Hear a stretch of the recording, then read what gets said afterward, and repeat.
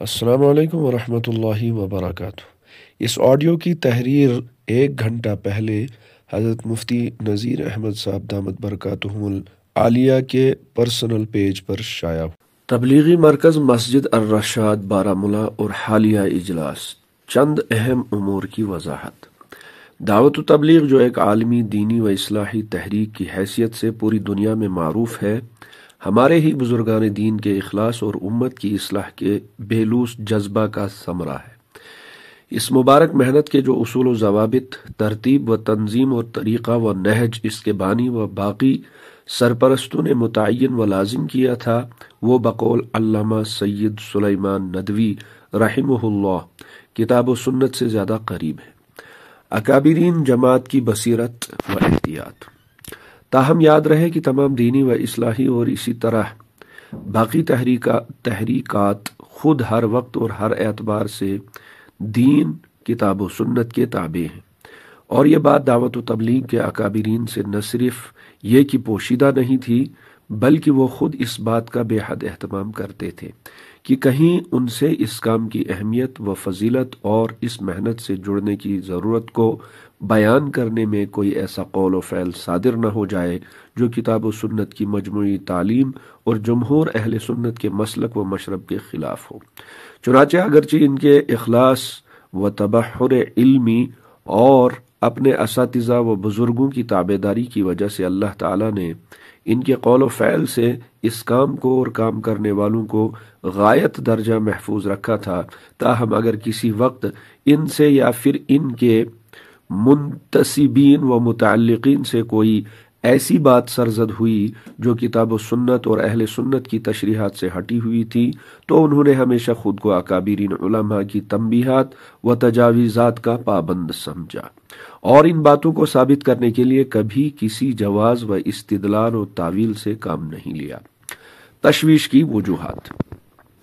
لیکن بدقسمتی سے حضرت جی ثالث مولانا انعام الحسن کاندھلوی رحمہ اللہ اور باقی جماعت کے اہم اکابرین کی پے در پہ وفات کے بعد پچھلے کئی سالوں سے اس کام کی اہمیت و فضیلت، خروج اور باقی متعلقہ امور کے حوالے سے مرکز نظام الدین کے ایک اہم ذمہ دار اور اس عالی خاندان کے فرزند مولانا محمد سعد صاحب کاندھلوی کے بیانات میں متعدد بار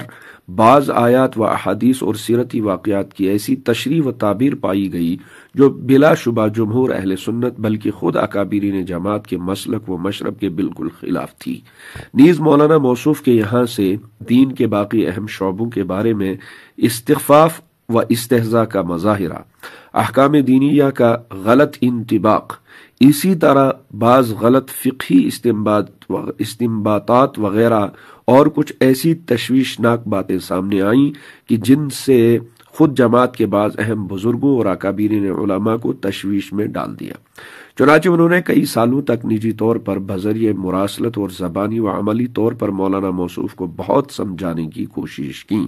تاہم بقول محدث مفتی سعید احمد پالنپوری رحمہ اللہ جب پانی سر سے اوپر ہو گیا اور جماعت کے عوام و خاص انا ولا غیری کے زعم میں مبتلا ہو گئے اور یہ غلو کی بیماری جماعت کے افراد میں عموماً پھیل گئی، تو پہلے اکابرین علماء نے جماعت کی اس غلط فکر کی رد میں کتابیں و تحریریں تصنیف کی، لیکن کوئی خاطر خواہ اصلاح نہ پانے کی صورت میں ارباب دارالعلوم دیوبند نے اپنا فریضہ منصبی سمجھ کر تحقیق و مشورے سے مولانا سعد صاحب کاندھلوی کے ایسے نظریات و افکار کے بارے میں چند سال پہلے چند آفیشل تحریروں کی صورت میں ایک فتویٰ جاری کیا تھا۔ وہ فتویٰ پوری دنیا کے سامنے پیش کیا گیا اور اس فتوے کے مطابق موصوف کے ذمہ علی الاعلان اپنی ان غلط باتوں سے رجوع ثابت نہ ہونے کی وجہ سے وہ فتویٰ دارالعلوم دیوبند کی آفیشل ویب سائٹ پر آج بھی موجود ہے، جس کا صاف مطلب یہ ہے کہ ارباب دارالعلوم اپنے اسی موقف جو اس فتوے میں قلم بند ہے پر قائم ہے۔